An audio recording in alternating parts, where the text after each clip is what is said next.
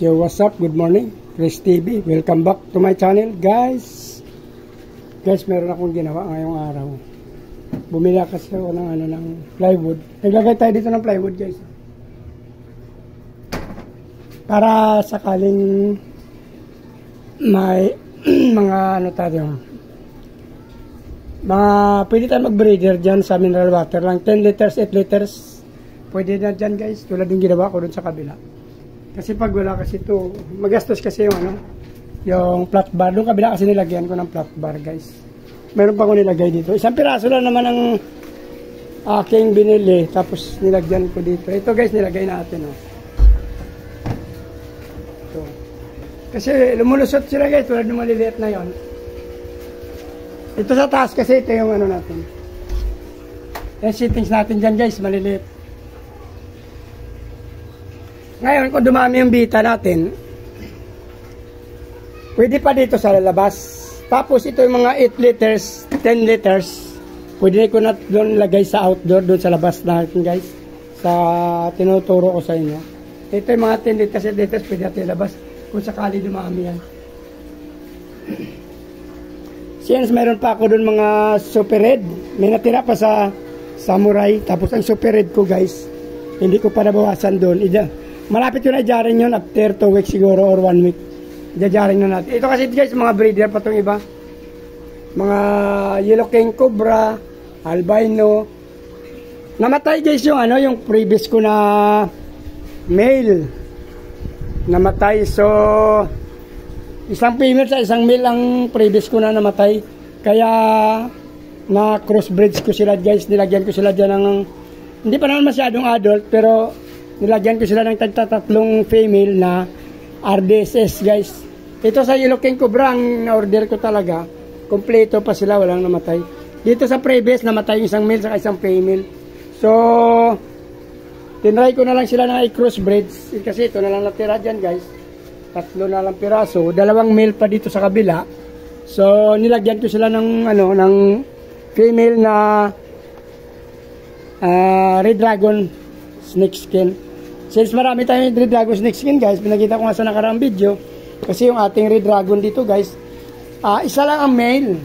So, pinarisan ko rin ng 3 female doon. Nilagay ko rin sa mineral water na 10 liters para sakaling near adult na sila. So, pwede rin natin i-breed yun magkapatid muna.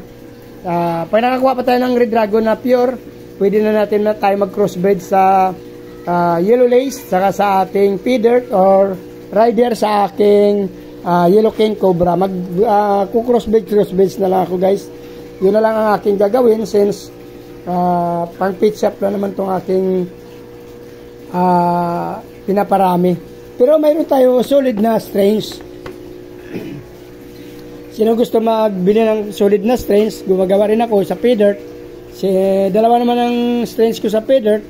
Galing Bulacan, saka galing Quezon City. So, pag nakakuha na ako sa una doon, guys, pinagsaba ko muna yung galing sa kapwa breeder. So, next time, pagpapalitin na natin yung male sa Quezon City, ilagay natin sa female ng Bulacan. So, ang feeder natin sa Bulacan, yung pagpapalitin na natin, guys, yung ating feeder sa Bulacan saka sa Quezon City, pagko-crossbreeds natin. Kumbaga hindi naman totally crossbreeds, pure pa rin sila. Same feeder, pero magkaibang breeder. So, pagpapalitin natin yung male and female ng Quezon City at ng galing sa Bulacan. Same feeder, guys. Mayroon ako dyan mga albino koi, saka albino. Mayroon ako dyan yellow lace din na albino. So, pwede ko rin i-crossbreed sa dumating sa akin doon galing sa Bulacan. Since yung akin kasi yan galing sa online. Saka mayroon din ako nabili na Red Dragon saka electric blue musco sa pet shop. So, pero kung strains na solid, iibahin natin yun, ihiwalay natin. Ihiwalay ko ang solid na strains talaga na galing sa breeder, saka yung binibreed natin na galing sa pet shop.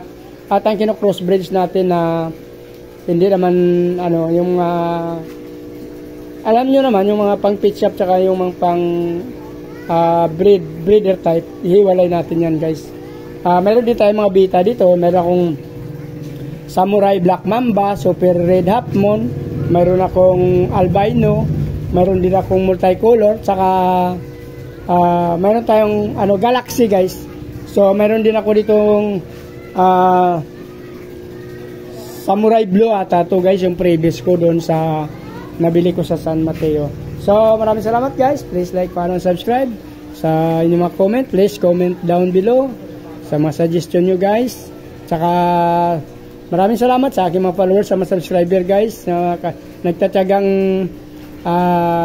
sumusuporta kahit hindi tayo gaano kagalingan pa mag-vlog guys. Pero soon baka maging maayos na tayo dyan guys. Gawan din natin ang parang, since marami naman ako talagang ipopost pa, tuloy-tuloy lang guys. So pasensya na kayo kung talagang hindi pa tayo talagang kagalingan, kasi since newbie tayo sa pag-alaga ng aquafish saka sa vlogging. So pasensya na kayo guys. Maraming salamat, mabuhay kayo, bye bye.